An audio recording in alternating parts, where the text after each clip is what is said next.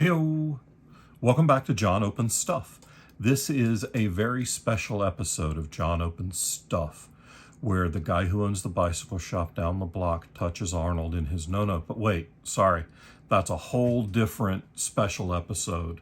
This is not an after-school special, but rather than opening a box of new magic cards, I wanted to do a walkthrough of one of my favorite commander decks that I currently have and go over why I use some of the cards I use and hopefully give y'all some insight into how I build commander decks, if that's something you're into. If not, just mute this and leave it playing in the background so I get the views. So the deck is Volo, Guide to Monsters. If you've played D&D or paid attention to any of the D&D Forgotten Realms lore, you recognize the name Volo.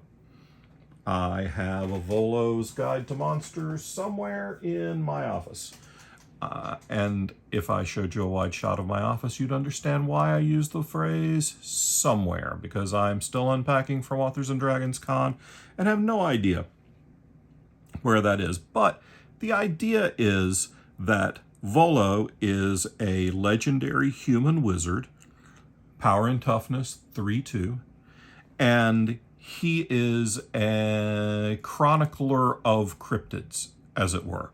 So Volo catalogs monsters.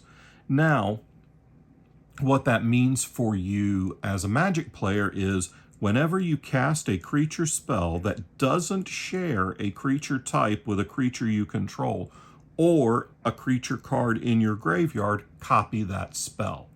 So for example, if Volo is on the field and I cast something like a Battle Mammoth, Volo is a human wizard. Battle Mammoth is an elephant. Those aren't the same thing.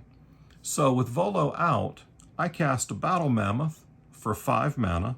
I get a 6/5 with Trample. Whenever a permanent I control becomes the target of a spell or ability an opponent controls, I may draw a card. Well, if I cast this with Volo out and no other elephants, I get 2 of these, making my creatures doubly efficient. So the fun part of this deck for me was in going through all my Magic cards, all the tens of thousands of Magic cards that I have, and finding the best of each creature type, or the most fun. That also meant that I focused on creatures with strong enter the battlefield abilities, because if I've got Volo on the field, they're going to be doubled. So first, let's take a look at the creatures. Let's take a look at what I thought were some of the best of the creature types that I used. There are a couple of duplications, and we'll get to that later, because some things are just good enough to only get one of. So we have Battle Mammoth. It's a big body, it's a big beater, and it draws cards. Draw a card are my 3 favorite words in Magic. So cards that have that on it are going to get a leg up, in my opinion. So there's our elephant. There are a lot of Hydra in Magic the Gathering. Is Hydra the plural of Hydra, or is it Hydras? I don't know. Hail Omnivore. This Hydra Omnivore is an 8/8 creature for 6 that whenever it deals combat damage to an opponent, it deals that much damage to each other opponent. So in a normal commander game, there are 4 players. That means I have 3 opponents. So if I smack somebody with a Hydra Omnivore, the other 2 players also take 8 damage. Then if I have 2 Hydra Omnivores and I smack 2 players with them, the other player, everybody's going to end up taking 16 damage. So this is a big butt. It's real fairly costed, and it's my only Hydra. Kogla the Titan Ape. This is a big ol' ape. Now, where it's going to get important as we go on is ape is not the same as monkey. Snake is not the same as serpent. All of these things matter because I'm going to want as many critters as I can get. This is a 7/6 legendary ape for 3 and 3 green. Now this is a little bit of a prohibitive casting cost. If I were in a 3-color deck, I probably wouldn't think about playing this. In a 2-color deck and one of those colors being green, I can make a lot of mana. When Kogla the Titan Ape enters the battlefield, it fights up to 1 target creature you don't control. When Kogla attacks, destroy target artifact or enchantment defending player controls. Now, if you've played Magic for any length of time, you understand that the presence of this word legendary here has a pretty hefty meaning.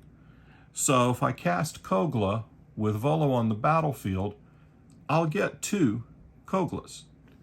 But because you can only have 1 of any legendary creature on your battlefield at a time, 1 of those Koglas will immediately die, leaving me with 1 ape. But I still get the effect. So I get 2 7/6 creatures hitting the battlefield, and that means I can take out 2 of my opponent's creatures, and even though 1 of these still dies, I still get the effect. So it's worth it to me to lose 1 of my apes immediately, because for 6 mana, I get a big monkey, and I get to beat up 1 of my opponent's creatures in addition to the 1 that my monkey that survives will do. So that's why Kogla was my choice for ape. Consecrated Sphinx. Anybody who's played Magic for any length of time understands that this card is stupid, it is broken, it's incredibly good.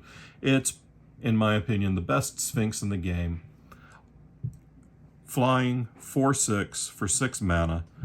Whenever an opponent draws a card, you may draw 2 cards.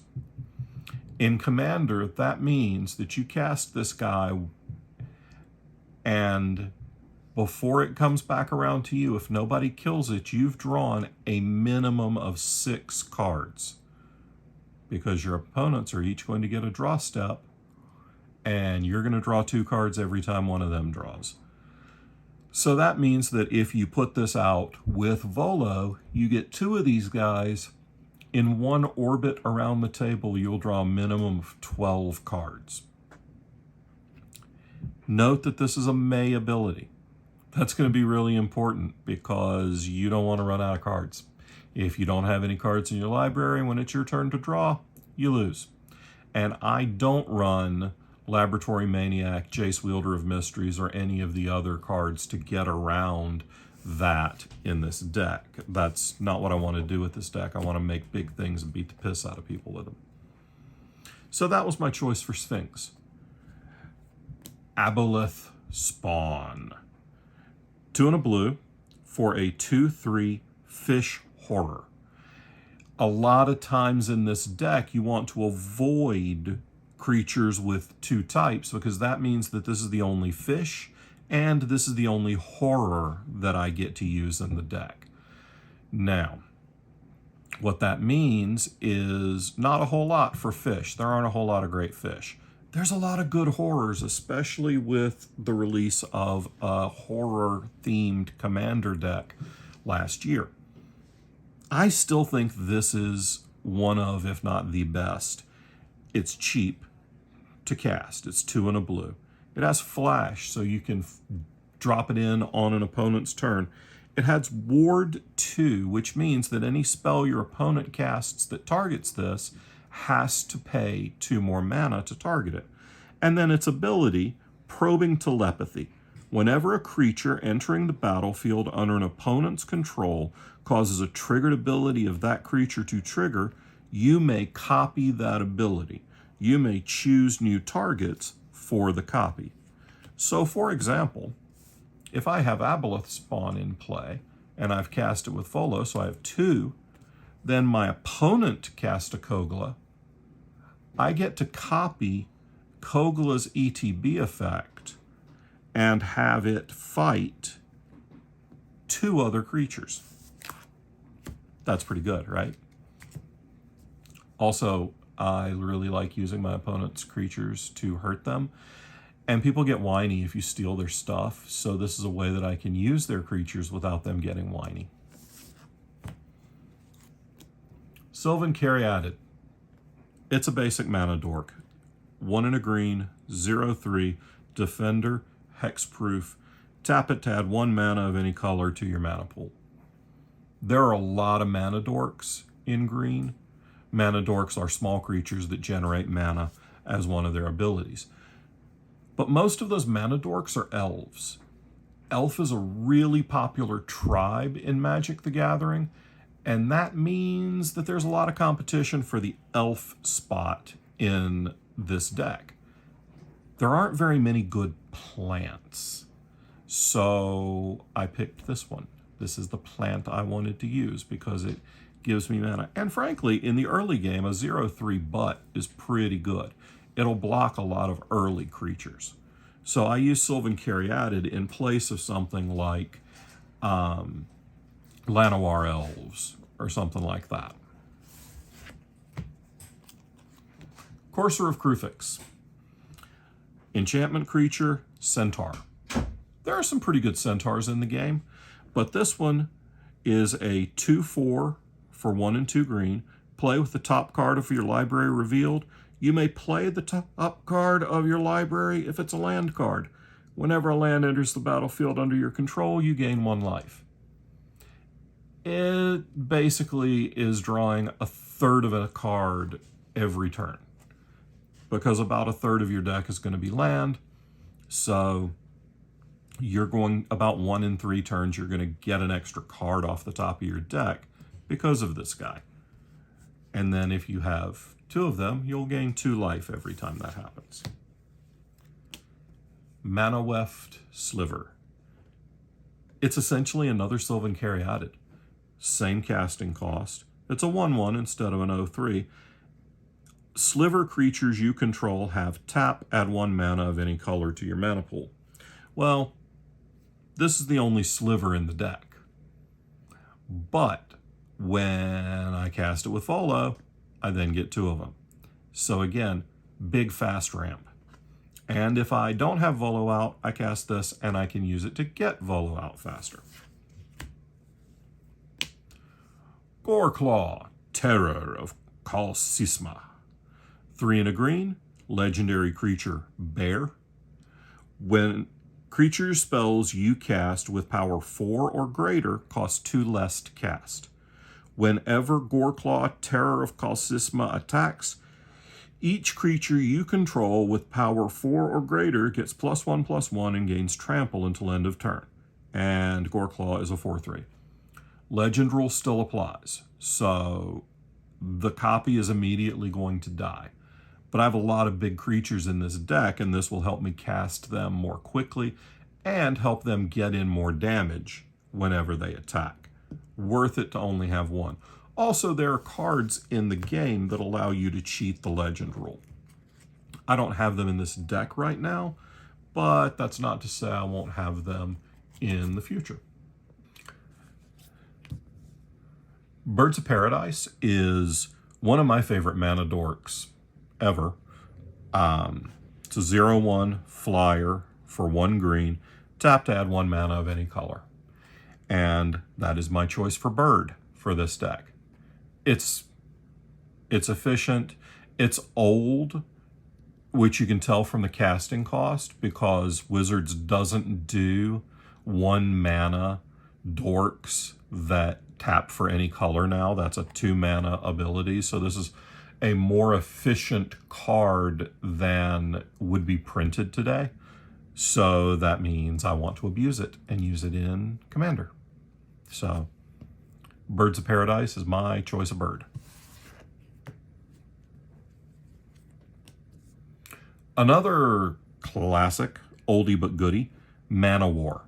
2 and a blue for a 2/2. When Mana War comes into play, return target creature to its owner's hand. It is a creature jellyfish. This is actually not the first jellyfish I had in this deck. There's a equipment jellyfish called Reality Chip that I was playing with, but I wanted some more ways to get creatures off the battlefield and also to bounce my own commander or creature if I need to get it out from under a pacifism effect or something like that.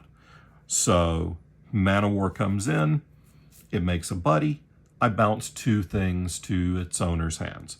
And it can be a creature I control with an awesome ETB effect, or it can be something my opponents control that's a pain in my ass. So Mana War is both a body and a removal spell at the same time.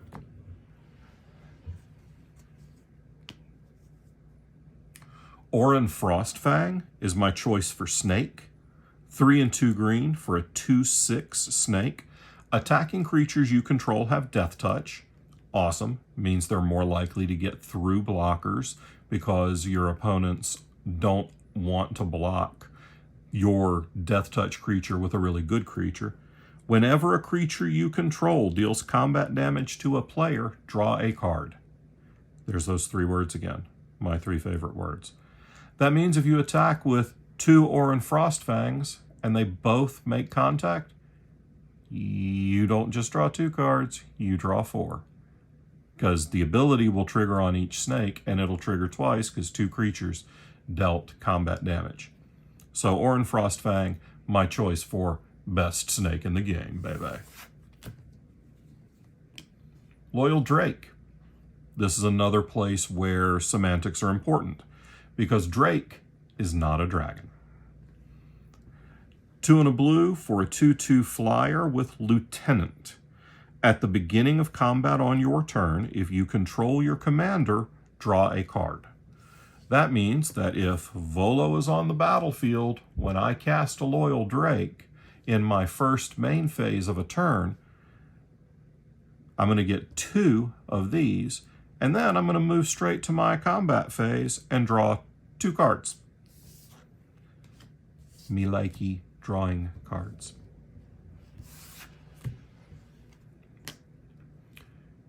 Sea Dasher Octopus. 1 and 2 blue. Mutates for 1 and a blue. Has flash, so I can cast it at instant speed. I am not going to go into explaining mutate in this video. It would be 2 damn hours long. Look it up. Whenever this creature deals combat damage to a player, draw a card. And it's a 2/2. So for example, if I have a Loyal Drake and it is attacking and is about to get in for combat damage, and I have 2 blue and a colorless, I can mutate this guy on top of that at instant speed, and I'll get to draw a card. And I'll get 2 of these. I won't get 2 of these if I mutate it onto something. So, because mutate is not a casting of the spell, it alters. I don't really know. See, mutate's complicated. Acidic Slime. 3 and 2 green for an ooze. Has death touch. When acidic slime enters the battlefield, destroy target artifact, enchantment, or land, and it is a 2/2. It's just an awesome enter the battlefield effect. Get 2 of them, blow up 2 of my opponent's things, be happy. I'll be happy. My opponent will likely not be happy.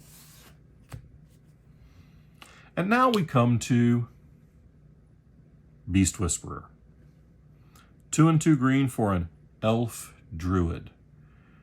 Now this sucked up a lot of space because there are a lot of good elves and there are a surprising number of good druids in the game. But I felt like that in a commander deck centered around creatures, this is the best. It's a 2/3. Whenever you cast a creature spell, draw a card. There's something like 30 creature spells in this deck. So it's going to draw me a bunch of cards. And if he has a twin brother sitting right next to him on the battlefield, he's going to draw me twice a bunch of cards. Even better. Because what? Draw a card.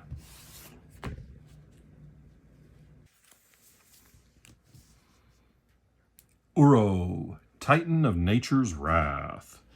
1, a green and a blue, legendary creature, Elder Giant. When Uro enters the battlefield, sacrifice it unless it escaped. That means that essentially I'm only ever going to get the enter the battlefield effect of this card, at least the first time I cast it. So it's a good thing I get it twice, and it's a good thing it's a really good ETB effect. Whenever Uro enters the battlefield or attacks, you gain 3 life and draw a card. Then you may put a land card from your hand onto the battlefield. So 2 of these enter the battlefield. Legendary rule trigger goes on the stack. Sacrifice trigger goes on the stack. All of the ETB triggers go on the stack. And since they're your effects, you get to stack them however you want. But it doesn't matter. They're all going to happen. All of those triggers are going to resolve. So you'll draw 2 cards, you'll gain 6 life, and then you can put 2 land from your hand onto the battlefield, and then 1 Uro goes to your graveyard, and the token Uro poofs out into the universe. Eventually, if you escape it for 2 blue, 2 green, and exile 5 other cards from your graveyard, you get them back for a 6/6. But honestly, to pay 3 to draw 2 cards, gain 6 life, and put 2 land from your hand onto the battlefield is pretty solid rate, even if you never get the benefit of actually beating somebody in the face with him. Oh, and creature type, it is an Elder Giant. So this is my Giant. I guess it's also my Elder, but that's kind of irrelevant. Toski! You have to say it that way. This is Toski, Bearer of Secrets, 3 and a green, for a 1/1. Legendary creature, Squirrel. That's not me saying that I'm ADHD as all get out and I'm distracted. He's literally a squirrel. Also, I'm ADHD as all get out and easily distracted. This spell can't be countered. Indestructible. Toski, Bearer of Secrets, attacks each combat if able. Whenever a creature you control deals combat damage to a player, draw a card. Same deal, it is still legendary, so you're only going to get to keep 1 of them. But it's awesome because just like Orin Frostfang, every time any creature smacks any of your opponents, you get to draw a card. So this guy can draw you a ton of cards, and he lives through Wrath effects. This next one. It's so derpy and so cute. Prosperous Innkeeper. 1 and a green. For a halfling citizen. I know I said try not to do creatures with 2 types, but there aren't very many halflings in the game, and I don't think I saw any other good citizens as I was scrolling through my collection. That noise you hear in the background, that is a cat going absolutely nuts over a catnip toy. I would not be surprised if we had a visitor at some point during this video. Prosperous Innkeeper is a 1/1. When it enters the battlefield, create a treasure token. Whenever another creature enters the battlefield under your control, you gain 1 life. So 2 mana gets you 2 little duders, 2 treasure, and then they'll see each other enter the battlefield. No, you don't get them. You don't get it for that. But, whenever another creature comes in, you get 2 life. Yay. You may note that this deck is pretty much all about value. There aren't very many knockout punches in the deck. There are a few, and we'll get to those in a minute. But mostly this is a value-centric deck. That's why I play guys like Fibblethip, the Lust. 1 and a blue for a legendary creature, Homunculus. There are not very many of these in Magic, and this is easily the best one for this deck. He's a 1/1. When Fibblethip, the Lost, enters the battlefield, draw a card. If it entered from your library or was cast from your library, draw 2 cards instead. When Fibblethip becomes the target of a spell, shuffle it into the owner's library. Again, legend rule. Again, don't care that I have to immediately ditch one of them, I'm going to then get to draw 2 cards. Now, if this were a heavy reanimator strategy deck, I may keep the token and send the real one to the graveyard.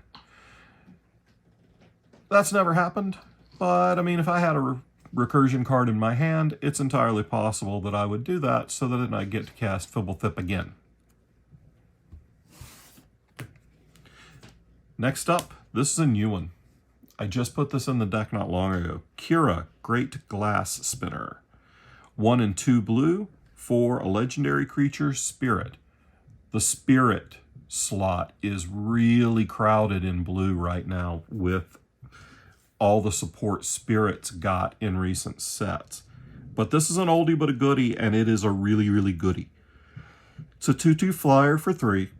Creatures you control have, whenever this creature becomes the target of a spell or ability for the first time each turn, counter that spell or ability. It makes your stuff harder to kill with targeted removal. And you've got some stuff in this deck that are pretty significant targets. So, if, for example, someone wants to Swords to Plowshares your Toski, which exiles it and gets around the indestructible, well, the first one's going to get countered, so they'd better have another way to deal with it. Again, legendary, you only get to keep 1. Again, don't care. Saves my stuff. Amphin Mutineer. 3 and a blue for a creature, Salamander Pirate.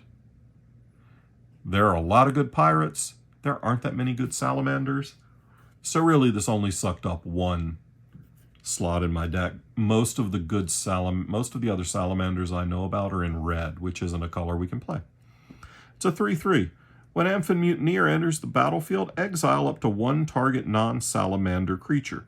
That creature's controller creates a 4/3 blue Salamander Warrior creature token. So this comes in, you get 2 of them, you get rid of your opponent's 2 best creatures. Then, Encore for 4 and 2 blue. Encore says that if you pay the Encore cost, you cast it from your graveyard and you get 1 for each of each opponent you control. So, they kill it. You get to bring it back and kill more stuff. Keeper of Fables. 3 and 2 green for a creature, cat. 4/5. There's a lot of cats. Most of them aren't really that great except in cat-centric decks. There's Kasali Slinger, archer dude things that whenever a cat comes in, it blows up an artifact. Well, that's not very good because you're only going to have the 1 cat. So this is one that whenever 1 or more non-human creatures you control deal combat damage to a player, draw a card. So, non-human. Well, the vast majority of our creatures aren't human because we only get 1 if they're humans. But whenever 1 or more non-human creatures you control deal combat damage to a player, that means that for you to draw multiple cards per turn, you have to attack and deal damage to multiple players. So if you have 3 opponents, you need to send a critter at each of them and let it get through. And then you'll get to draw a card per opponent. And with 2 of these, you'll draw 2 cards per opponent. You'll notice a lot of redundancy in my card draw effects because creatures are easy to get rid of. So I want as many ways to draw cards off creatures as possible. Speaking of, our old buddy, the Sad Robot. Solemn Simulacrum. 4 mana for a 2/2 artifact creature golem. This is the best golem in the game. When Solemn Simulacrum enters the battlefield, you may search your library for a basic land card. Put that card onto the battlefield tapped, then shuffle your library. When Solemn Simulacrum dies, you may draw a card. So for 4 mana, you get 4 power and toughness. You get 2 basic lands onto the battlefield tapped, and then eventually you get 2 cards. Value. That's all it is. Mole Drifter. 4 and a blue for a creature elemental, 2/2 flyer. When Mole Drifter enters the battlefield, draw 2 cards. Evoke for 2 and a blue. That's an alternate casting cost. Still counts as a cast, so you'll still get 2 of them, but they immediately go away. There's a lot of competition at the elemental spot. There are some great elementals in the game. Avenger of Zendikar is the one that really leaps to mind, but getting 4 cards off Mole Drifter was worth too much for me to pass it up. So Mole Drifter eventually replaced Avenger of Zendikar in my deck because I realized that I have enough high CMC, high mana value, They keep changing the vocabulary on me, and I'm old, so it takes me a while to adjust. High mana value cards in my deck, so I swapped out Avenger of Zendikar for Mole Drifter. Similarly, there are a lot of good dinosaurs, but this is my favorite. Thrashing Brontodon, 1 and 2 green for a creature dinosaur. 3/4. 4 is a really good size for a creature's butt. Not just because it's shapely at 4, but because there's a lot of 3-power creatures out there, and this gets in the way really effectively. But, more importantly, pay 1 and sack it to destroy target artifact or enchantment. So it's a reasonably sized and very well costed creature with a good activated ability, and now you get 2 of them. Now we're going to move into the finishers category. These cards either can blow up a game right out of nowhere, or, like this first one, if left unchecked, will absolutely destroy all of your opponents. Scoot Swarm! 2 and a green for a creature insect. 1/1. No big deal, right? Landfall. Whenever a land enters the battlefield under your control, create a 1/1 green insect creature token. No big deal, right? It makes 1/1 insects. BFD. If you control 6 or more lands, create a token that's a copy of Scoot Swarm instead. So, for instance, you have 6 land. You play Scoot Swarm. You get 2 of them. You play another land. That makes you 2 more Scoot Swarms. Next turn, you play another land. That gets you 4 Scoot Swarms. So, as you see, this army of bugs just keeps growing and growing, and within a few turns you have 30 or 40 or 60 Scoot Swarms out there, and your opponents have a mess to deal with. These others are a little faster, but they also come out a lot later. Astral Dragon. A lot of good dragons in the game. This is my favorite in these colors. It is a hoss to cast. It's 6 and 2 blue. So for 8 mana, it better end the game pretty quick. 4/4 for 8 flying. It had better have an awesome ability, right? It does. Its ability is Project Image. When Astral Dragon enters the battlefield, create 2 tokens that are copies of target non-creature permanent, except they're 3/3 dragon creatures in addition to their other types, and they have flying.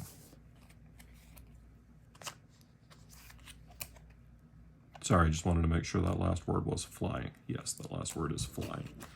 These altar sleeves are fantastic, but sometimes they cover up a little bit of the text. What this means is, let's say your opponent has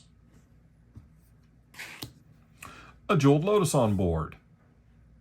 Well, if you cast an Astral Dragon, you now have an Astral Dragon and 2 Jeweled Lotuses, both of which are 3/3 flying dragons. But then, let's say your opponent had Oh, I don't know. We'll just say they have, I don't know what they have. Whatever it is. Whatever you want to copy, you get it. And it's a 3/3 dragon in addition to its other types. So by getting 2 of these, you get 4 of those things. That's pretty awesome.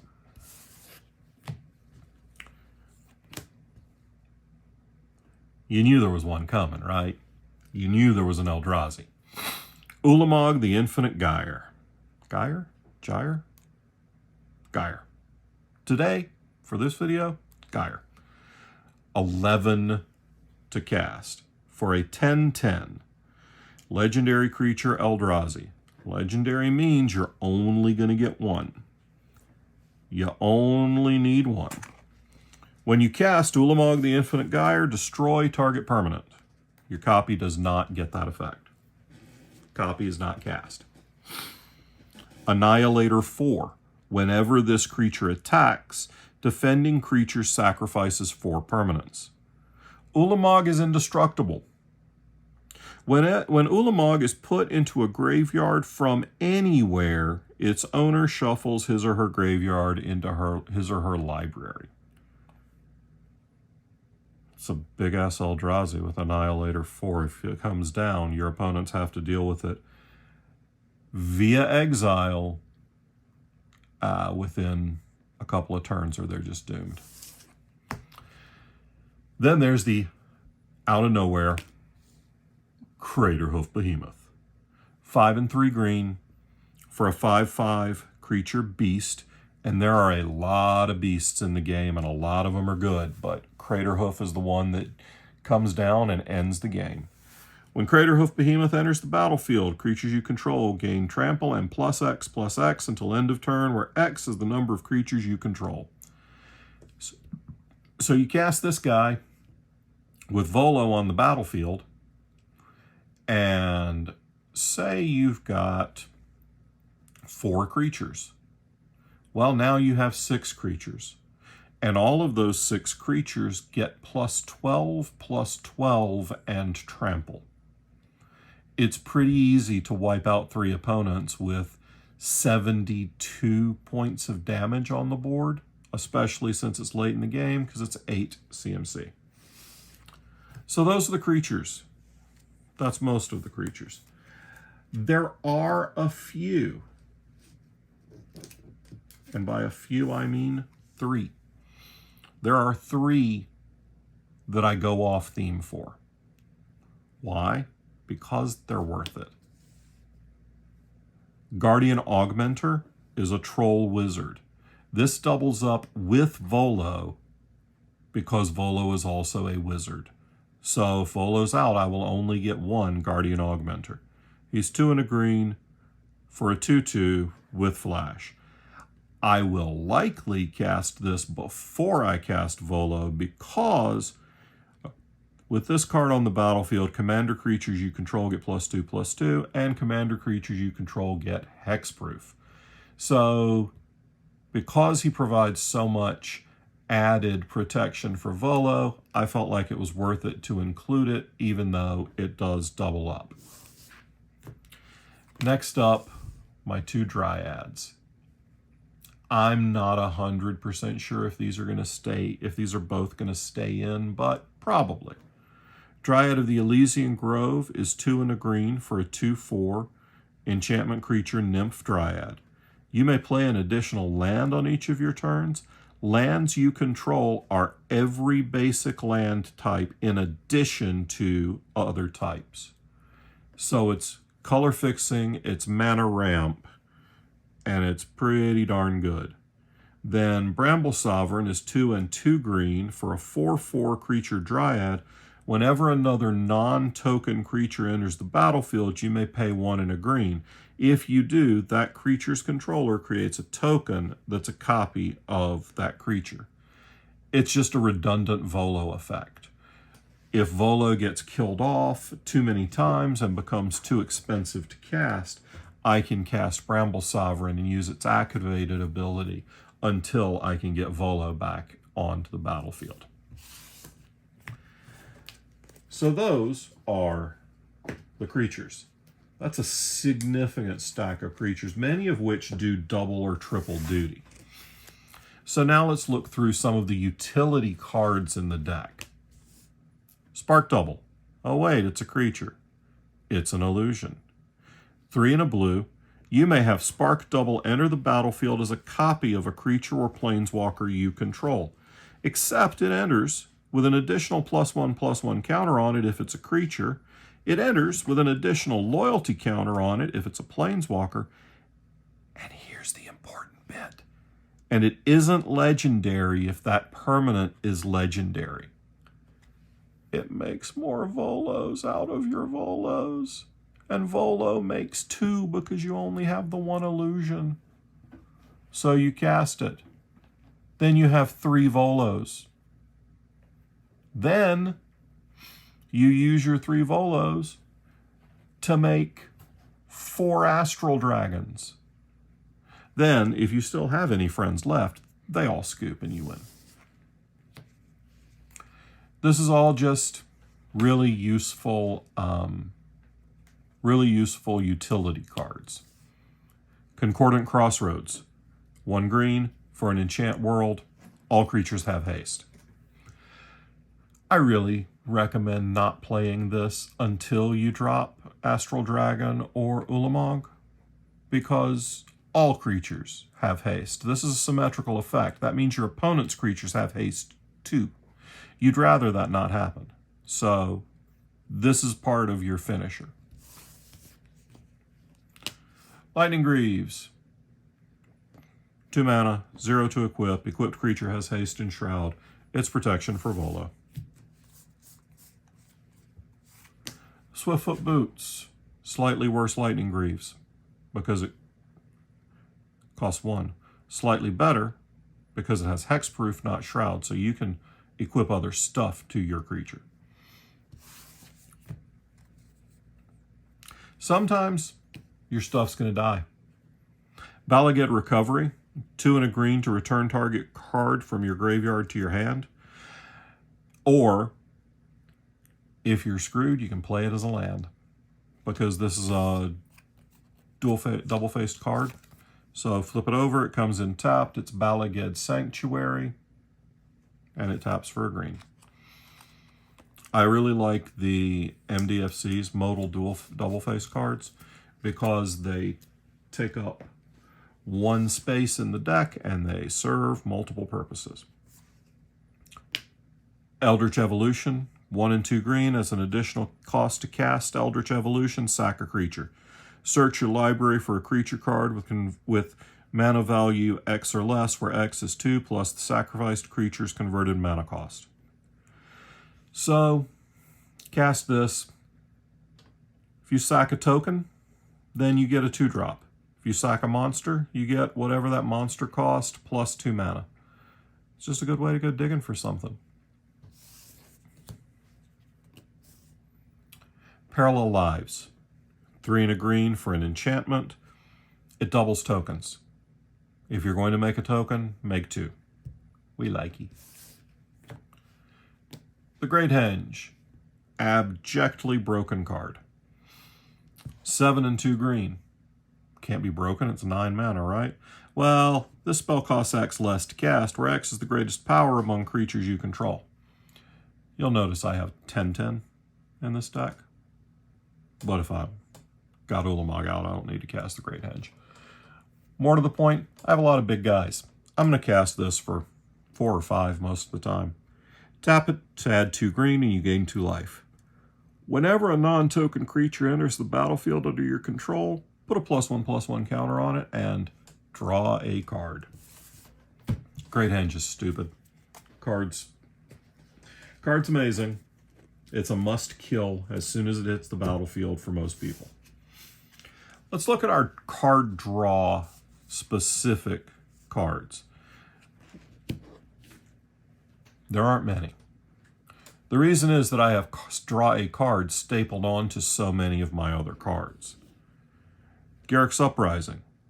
2 and a green. Enchantment. When it enters the battlefield, if you control a creature with power 4 or greater, draw a card. Awesome. Creatures you control have trample. Also awesome. Whenever a creature with power 4 or greater enters the battlefield under your control, draw a card. Doesn't say non-token, doesn't say cast. That means your big-ass tokens also draw you cards. Guardian Project, 3 and a green. Whenever a non-token creature enters the battlefield under your control, if it doesn't have the same name as another creature you control or a creature card in your graveyard, draw a card. Well, we're playing Commander, so it won't have the same name because it's Commander. So there you go. Draw cards. Rhystic Study, 2 and a blue, lose all your friends. No, wait, that's not the actual text. Whenever an opponent plays a spell, you may draw a card unless that player pays 1. Would you like to pay for Rhystic Study? Would you like to pay for Rhystic Study? Would you like to pay for Rhystic Study?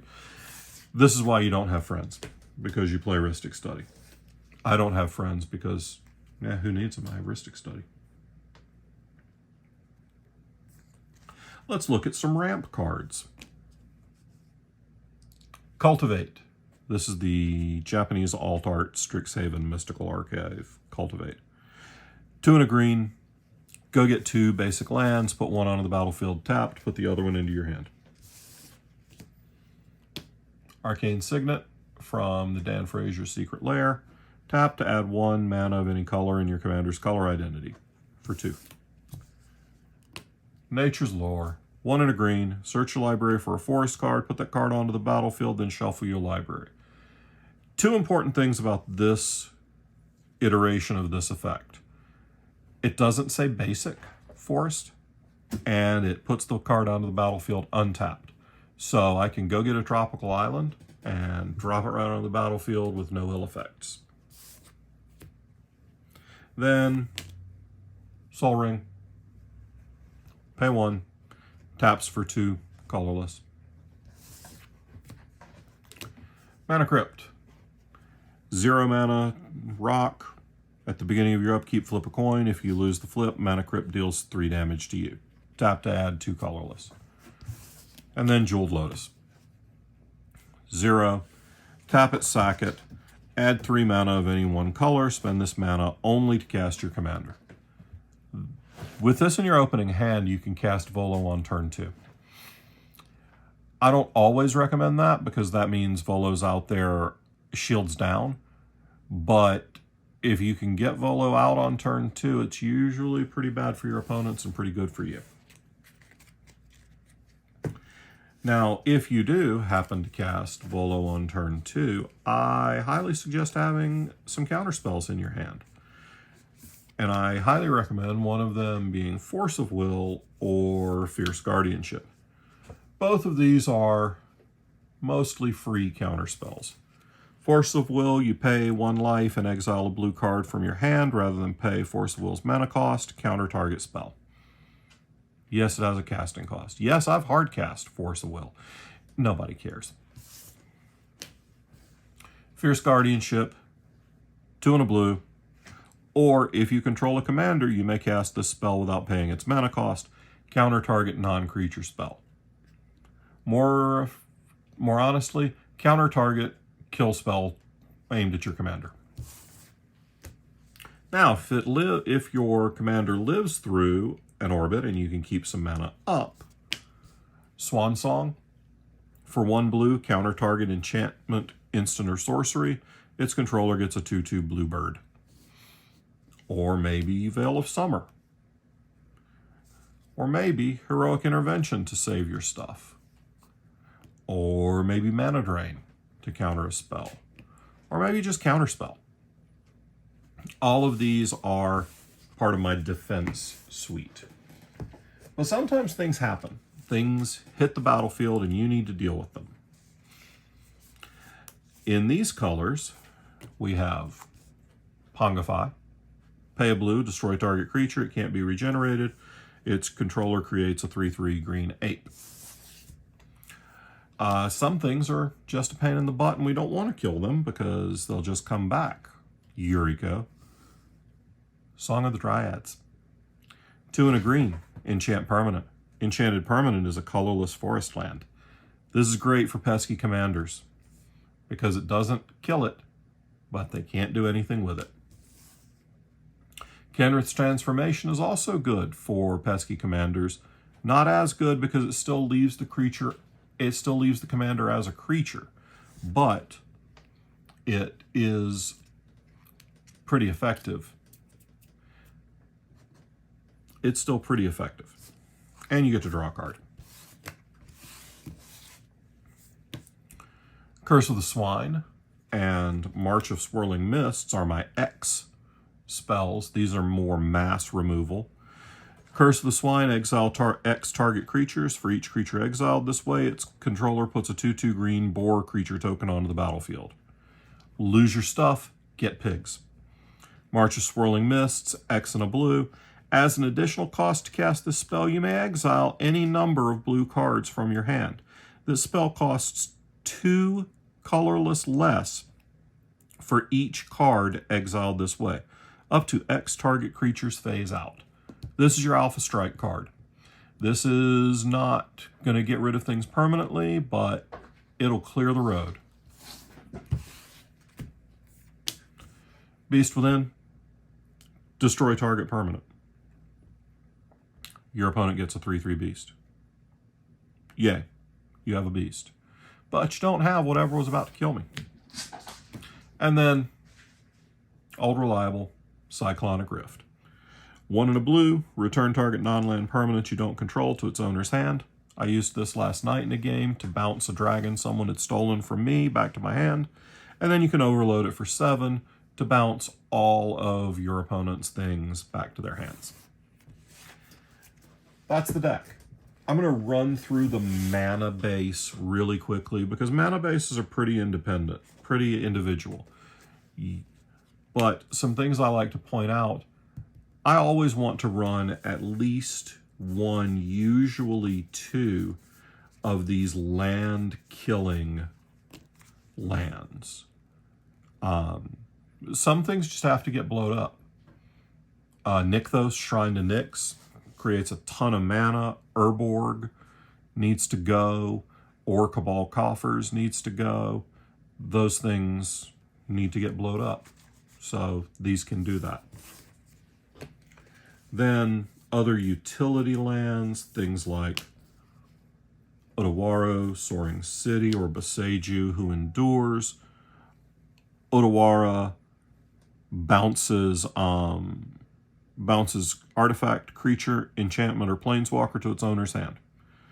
Boseiju destroys target artifact, enchantment, or non-basic land. Then Urza Saga just goes to get a Soul Ring or command Jeweled Lotus or Mana Crypt. That's what I was trying to think of. Jeez. Command Beacon. Volo is not a terribly expensive commander at 4 mana value, but it's not the cheapest thing in the world. And after he gets killed a couple times, he gets downright expensive.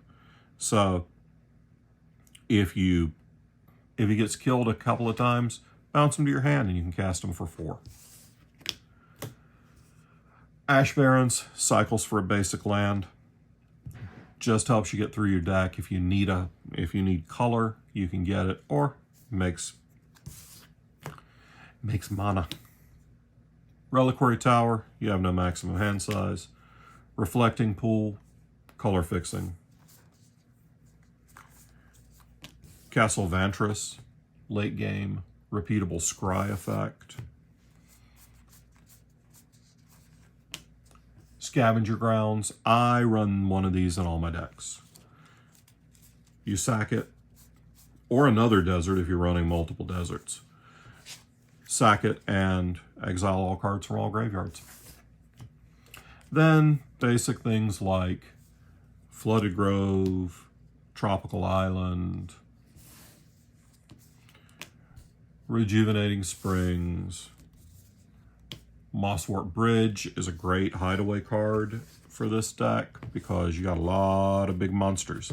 And it doesn't take you very long to get 10 power on board. Breeding Pool, Fabled Passage to fetch, Command Tower,